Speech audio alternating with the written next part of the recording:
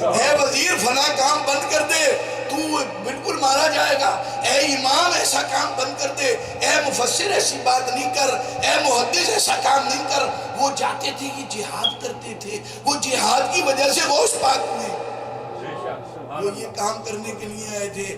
آج ہم غوث پاک کی محفلیں سجاتے ہیں، ہمیں یہ معلوم نہیں وہ محی الدین تھے۔ ارے جب 900 برس پہلے دین مر چکا تھا تو اللہ نے محی الدین بھیجے، آپ نے دین کو دوبارہ زندہ فرمایا۔ تو آج 900 برس میں تو دین کو مرے ہوئے کتنا عرصہ گزر چکا ہوگا حضرت۔ اب آج کوئی محی الدین آئے یا نہ آئے یہ میرے رب کا کام ہے، ہمارا کام نہیں ہے۔ ہاں ہمیں اپنے اپنے گھروں کے لیے محی الدین بننا، اگر ہم غوث پاک کا نام لینے والے ہیں اپنے اپنے گھروں کے لیے محی الدین بننا ہے۔ بالکل ہم یہ کرامتوں کا جو ذکر کرتے ہیں ان کا مقصد ان کی برتریاں ثابت کرنا ہوتا ہے، اور ان کی برتریوں کو ثابت کرنے کا بھی ایک مقصد ہوتا ہے کہ جب دل میں ان کی برتری بیٹھ گئی، ان کی سپیریئرٹی کو ہم نے تسلیم کر لیا تو امید یہ ہے کہ ہم ان کے پیغام کو بھی ایکسپٹ کر لیں، ہے کہ نہیں؟ اب آپ مجھے بتائیے کتنے قادری ہیں یہاں پر جو نعرہ لگاتے ہیں جی، لیکن ان کو یہ یاد نہیں ہے کہ جب حضرت عبدالقادر شیخ جیلانی رحمت اللہ علیہ رضی اللہ تعالیٰ عنہ ساری برکتیں فیض دینے کے لیے آئے نہیں، ابھی لینے دینے کی بات بعد میں کرتے ہیں تھوڑا سا۔ ادھر آئیے آپ وہاں سے اپنی ماں سے اجازت لیتے ہیں، میری ماں میرا کام تیری خدمت کرنا ہے، سبحان اللہ، میرا کام تیری خدمت کرنا ہے، لیکن اگر تو مجھے اجازت دے تو میں کوئی علم کا دین کا علم حاصل کریا۔ کہا اجازت ہے بیٹا، دوہوں کے ساتھ جاؤ، دین کا علم ہے۔ وہ تو آپ کو پتا ولیاں تھیں، وہ ساری آپ نے پورا معاملہ سنا ہوا ہے۔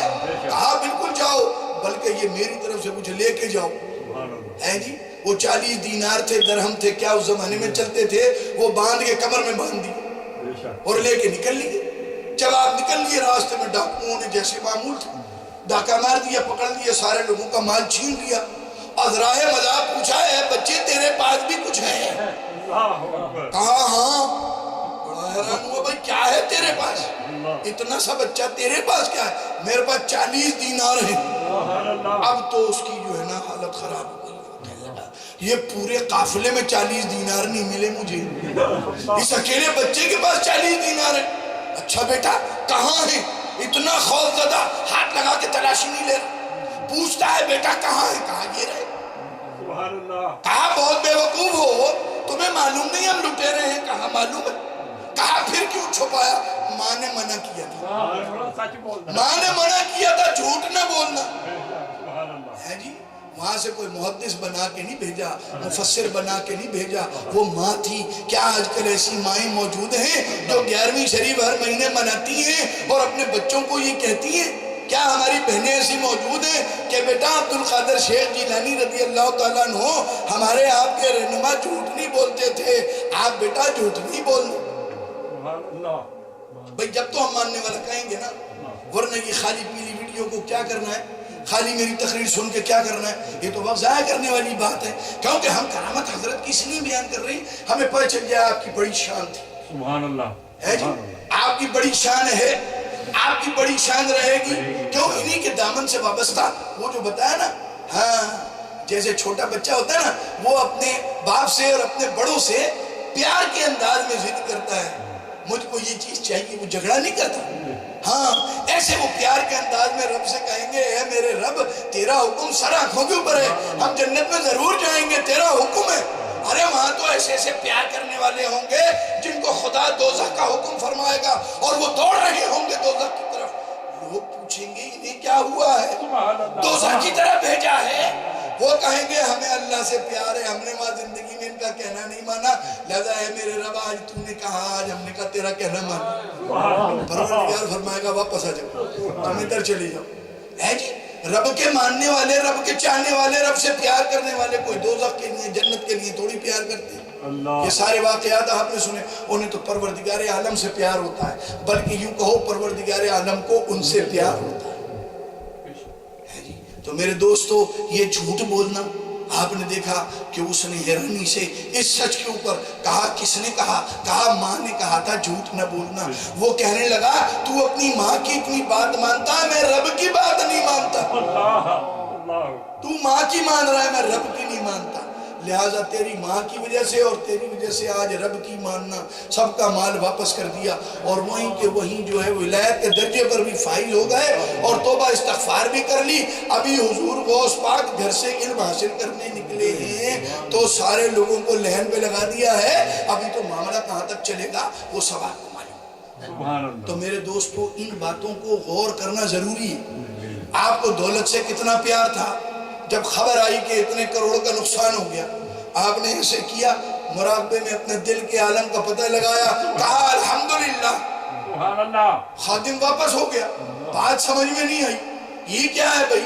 یہاں تو لوگ چیخنا پکارنا شروع کر دیتے ہیں، شور ڈالتے ہیں، یہ ہمارا نقصان ہو گیا، ہم تو برباد ہو گئے، اے میرے پروردگار کیا میں ہی میں لگا تجھے سارا نقصان اٹھانے کے لیے؟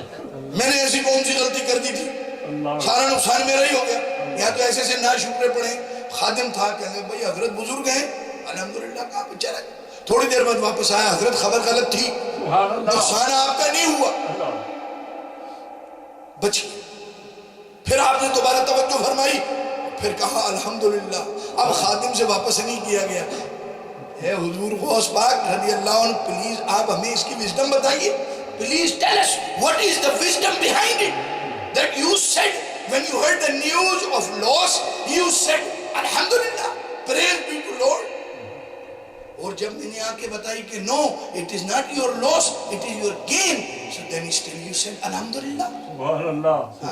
کہنے لگے کہ یہ مسئلہ یہ ہے کہ میں نے اپنے دل کی طرف توجہ فرمائی کہ جب میرا نقصان ہوا تو میں نے دیکھا میرے دل کو کوئی تکلیف تو نہیں پہنچی، میرے دل میں کوئی حرکت تو نہیں آئی، میرے دل میں دنیا کے مال کی محبت کتنی ہے کہ یہ نقصان سے ہلا اپنی جگہ سے؟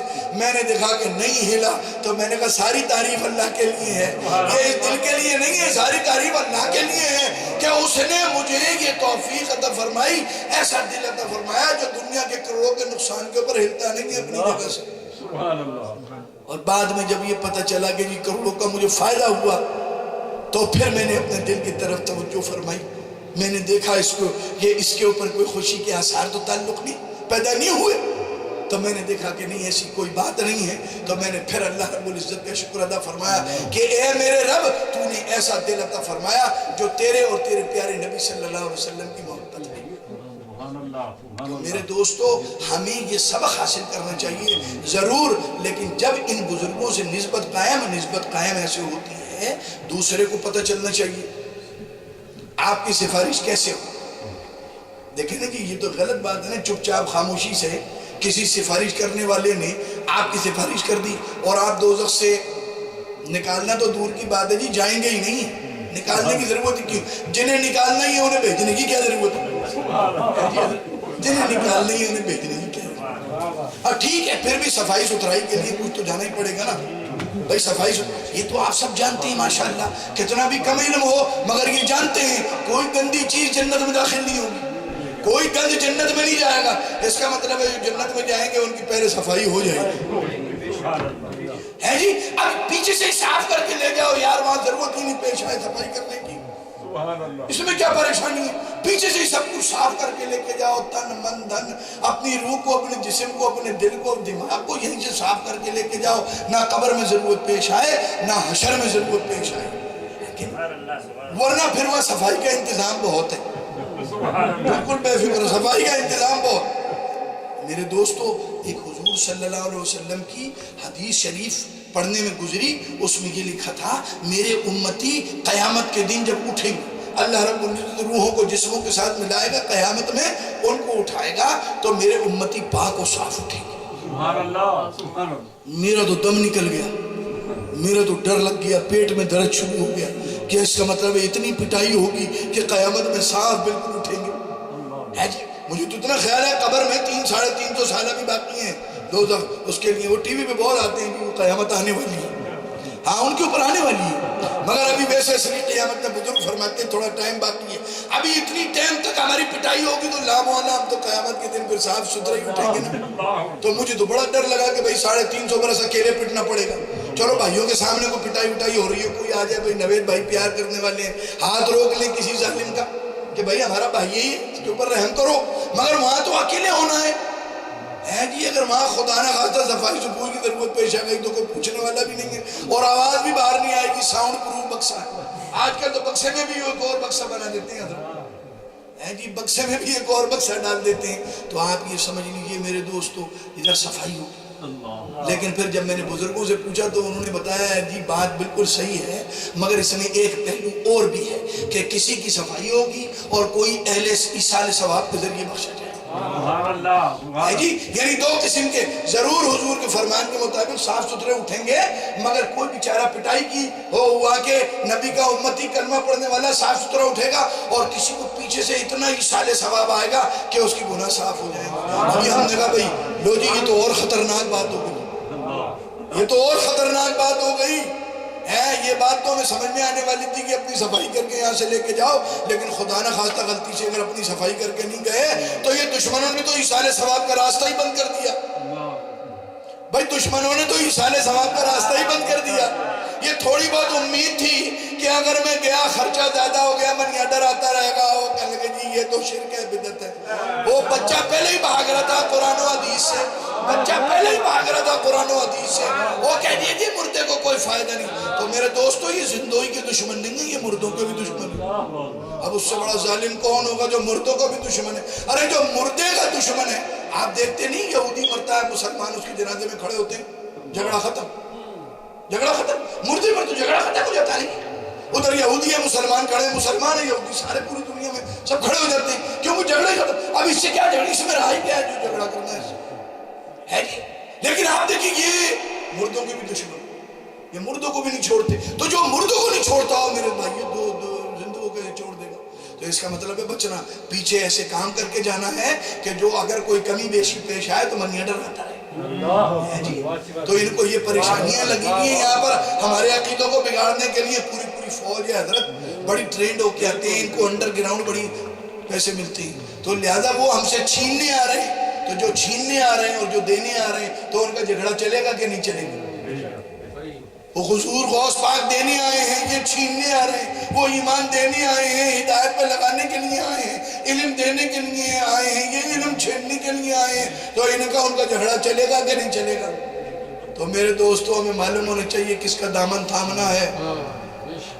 قرآن کریم میں اللہ تعالیٰ نے فرمایا یوم ندعو کل اناس بامامہم، یاد کرو اس دن کو جس دن تمام انسان اپنے اپنے اماموں کے ساتھ اٹھائے جائیں گے۔